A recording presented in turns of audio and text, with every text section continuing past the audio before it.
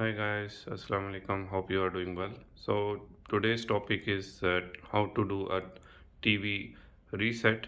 Basically, when you use some options like Netflix, it will not work and you face problems. So you just have to go to the settings, then you have to go to the common. Here you have system recovery mode. So basically, some TVs they have super password. So mine was 4711.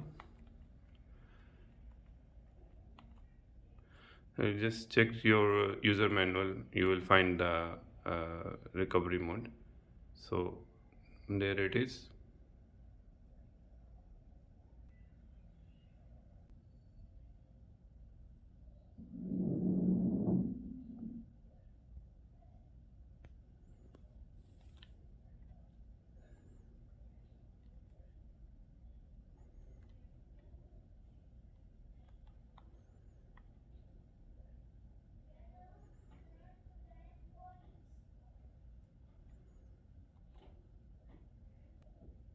Here you go.